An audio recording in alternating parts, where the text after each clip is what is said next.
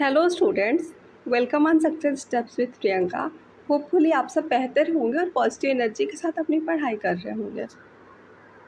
आज practice number 7 है और हम टेक्सटाइल को कर रहे हैं और आज के टॉपिक में है सिल्क।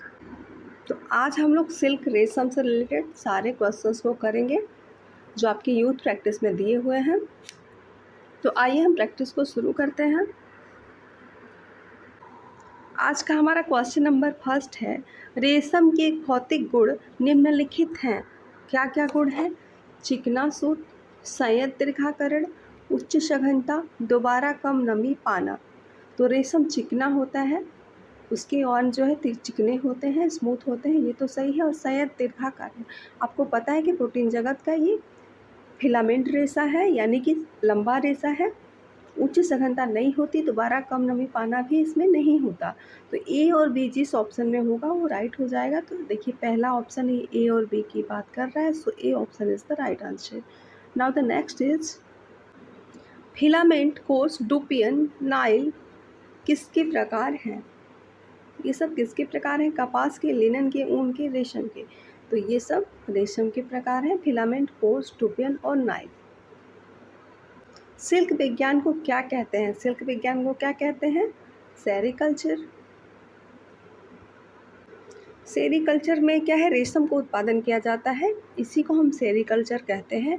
और सेरीकल्चर में क्या करते हैं? रेशम के कीड़े को पहले हम पालते हैं, 2 माह के बाद उनका जीवन होता है, 2 माह का उनका जीवन होता है रेशम के कीड़ों का, और उनसे जो लार्वा निकलता है उन्हीं से रेशम बनता है। कभी कभी अवस्थाएं भी पूछी जाती हैं कि रेशम के कीड़े की अवस्थाएं क्या होती हैं। तो सबसे पहले वो अंडा बनता है, उसके बाद लार्वा निकलता है, उसके बाद वो प्यूपा बनता है यानी कि कैटरपिलर, और उसके बाद लास्ट में वो कीड़ा बन जाता है। तो अंडा, लार्वा, प्यूपा, कीड़ा, ये भी रेशम के कीड़ों की अवस्थाएं पूछ ली जाती हैं, तो इसको आप ध्यान में रखेंगे। प्रोटीन जो कच्चे रेशम में होता है वो क्या होता है? Ferritin, fibrin, albumin, globulin. तो प्रोटीन जो कच्चे रेशम में होता है वो फाइब्राइन होता है। फाइब्राइन रेशम की प्रोटीन है। रेशम को वस्त्रों की रानी भी कहा जाता है, यानी कि queen of all fabrics silk होता है।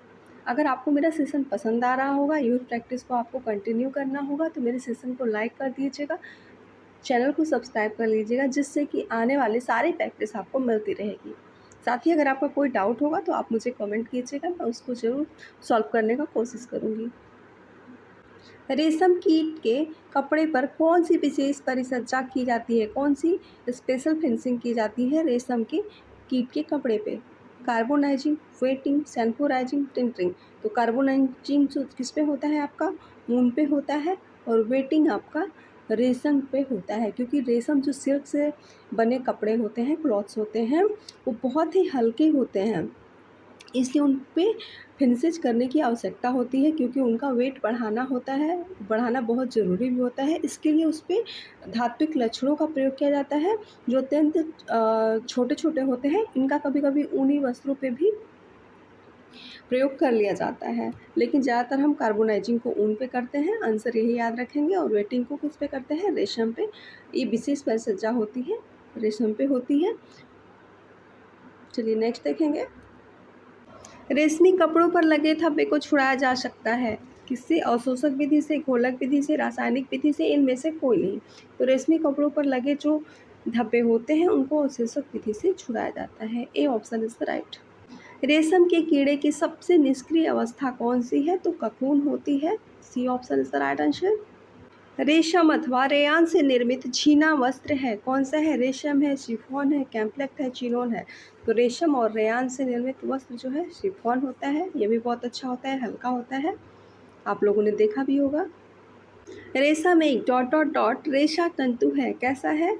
सेलुलोज, खनिज युक्त, प्रोटीन युक्त, धातु युक्त। तो रेशम कैसा है? प्रोटीन युक्त है। रेशम और ऊल आपका प्रोटीन युक्त तंतु है, तो सी ऑप्शन राइट हो जाएगा, क्योंकि ये कीड़ों से प्राप्त होता है और उसमें प्रोटीन पाई भी जाती है। प्रोटीन का नाम क्या है? आपको मैं बताई थी, फाइब्रोइन। तंतु जो ताप का अच्छा सुचालक है, कौन सा है? रेशम है, ऊन है, नॉयलॉन है, कपास है। तो ऐसा तंतु जो ताप का अच्छा सुचालक है वो कपास है, सूती वस्त्र है। नेक्स्ट देखेंगे, तंतु जिसकी पानी सोखने की क्षमता कम है वो कौन है? नायलॉन है, कपास है, रेशम है, ऊन है। तो वो तंतु रेशम है, इसमें 10% आपका नमी अवशोषित करने की क्षमता होती है। नेक्स्ट देखेंगे, स्टेटमेंट है रेशम उतना ही लचीला होता है जितना कि ऊन, और इसका रीजन है रेशम के रेशों में सिस्टीन कड़ियाँ भी होती हैं। तो क्या रेशम के रेशे में सिस्टीन कड़ियाँ होती हैं? नहीं, रेशम के रेशे में क्या पाया जाता है? सिरेनिन गोंद पाया जाता है, फाइब्रिन प्रोटीन पाया जाता है। तो ये गलत हो गया। रेशम उतना लचीला नहीं होता जितना कि ऊन होता है आपका। तो ये दोनों ही गलत हो गया। तो आइए देखते हैं, ए और आर दोनों सही है, बी ऑप्शन कह रहा है ए और आर दोनों गलत है, so B option is the right. Please